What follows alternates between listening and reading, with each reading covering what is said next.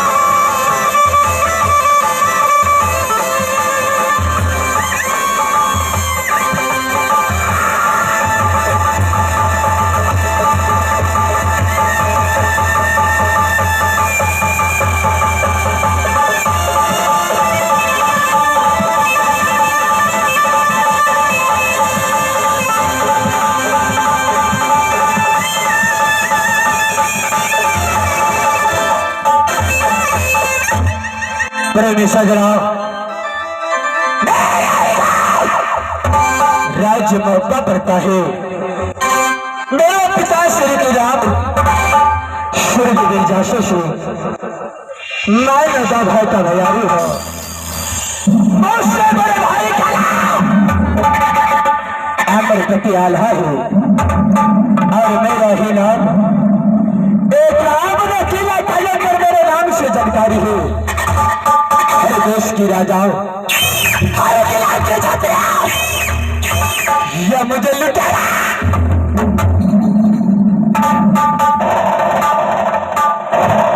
या सबसे मोहब्बत का सिक्का चला चलते आया।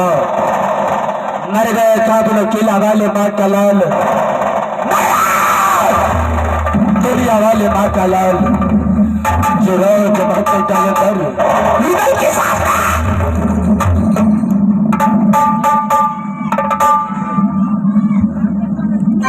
सजरा इस वक्त एक बातों का मुझे याद आ गया कि जब से दोस्ती माने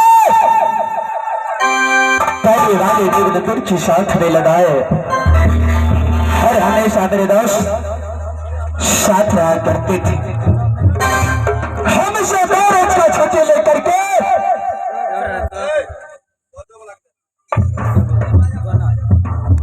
राज भक्त सिराज पैर उस वक्त पैर का अंदर मेरे दास पैर का अंदर मेरे दास हफ्ते रोज गुजार दिया। आज तक ना कोई खबर ना कोई परमाना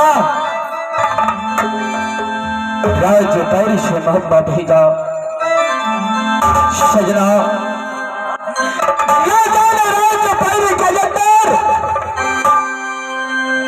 कौन सा साथ किया गया होगा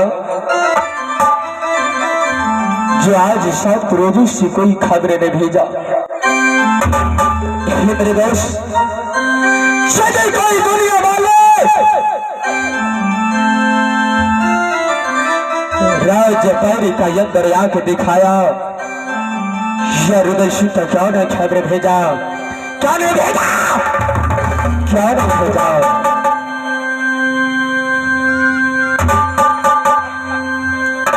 कहा का सुबह दोस्त कहा का छतरी तो पैरे में किया चढ़ाए खबर दोस्त शहीद के रुदल जैते परिगर राज झुनर भी बढ़िया लगते कब्जा बांध लगते तलवार कतबर लोहारे दुश्मन का कैसे भैया देती है भूल मगर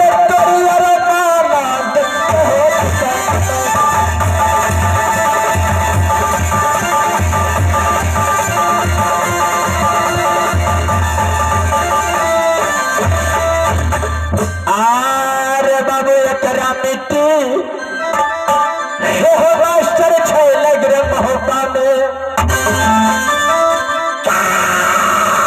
जिस समय चुहा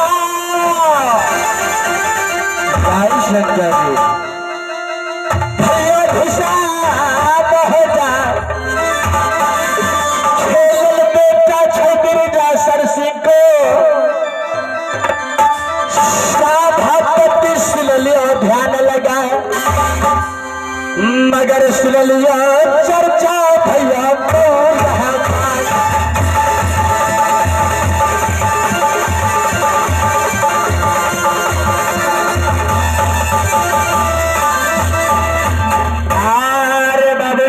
चमाटे लहे बगदर सिंगल टोपी सर पर शोभे की चाभा गुलाबी पानी